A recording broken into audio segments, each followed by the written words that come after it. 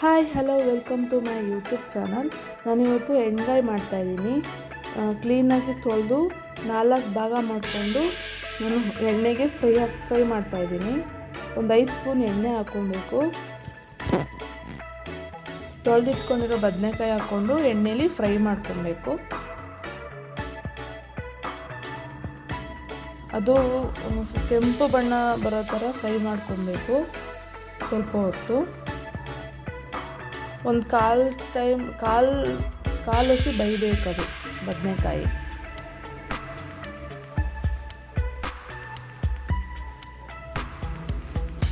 ನೋಡಿ ಕಲರ್ ಬರಬೇಕು ಫ್ರೈ ಆಗಿರೋ ಬದನೆಕಾಯಿ. ಈಗ ಎತ್ತಿಟ್ಕೊಳ್ಳೋಣ, ಸಾಕು. ಇದು ಮಸಾಲ ರೆಡಿ ಮಾಡ್ಕೊತೀವಿ.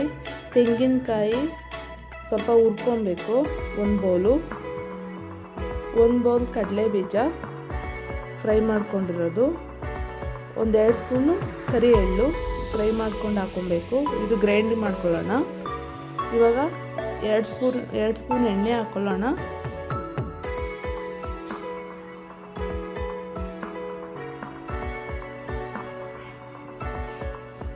ಎಣ್ಣೆ ಕಾಯಕ್ಕೆ ಬಿಡಿ ಸ್ವಲ್ಪ ಹೊತ್ತು.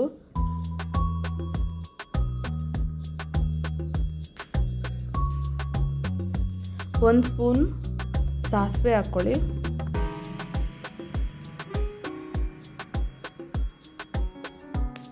ಒಂದು ಸ್ಪೂನ್ ಜೀರಿಗೆ ಹಾಕ್ಕೊಬೇಕು.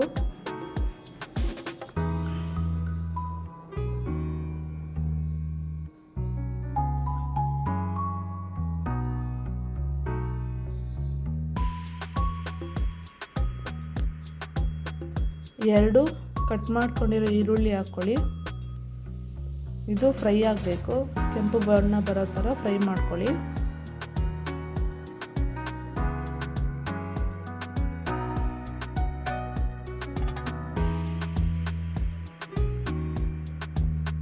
ನೋಡಿ ಕಲರ್ ಬರಬೇಕು, ಫ್ರೈ ಆಗಿದೆ. 1 ಸ್ಪೂನ್ ಅರಿಶಿನ ಹಾಕ್ಕೊಳ್ಳಿ.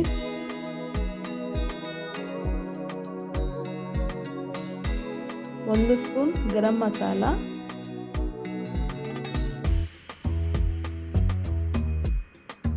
1 ಸ್ಪೂನ್ ಧನಿಯಾ ಪುಡಿ, 1 ಸ್ಪೂನ್ ಖಾರ ಪುಡಿ, ಫ್ರೈ ಮಾಡ್ಕೊಳ್ಳಿ. ರುಚಿಗೆ ತಕ್ಕಷ್ಟು ಉಪ್ಪು ಹಾಕ್ಕೊಳ್ಳಿ. ಬದನೆಕಾಯಿ ಹಾಕ್ಕೊಳ್ಳಿ, ಫ್ರೈ ಆಗಿದೆಯಲ್ಲ ಅದು. ಬದನೆಕಾಯಿ ಬೇಯಬೇಕಲ್ಲ, 1 ಲೋಟ ನೀರು ಹಾಕ್ಕೊತಾ ಇದ್ದೀನಿ. ಗ್ರೇವಿ ಬೇಕಲ್ಲ ಅದಕ್ಕೆ. ಒಂದು ಉಂಡೆ ಆಗುವಷ್ಟು ಹುಣಸೆ ಹಣ್ಣನ್ನು ನೆನೆಸಿ ನೀರು ಹಾಕ್ತಾ ಇದ್ದೀನಿ. ಕರಿಬೇವಿನ ಸೊಪ್ಪು,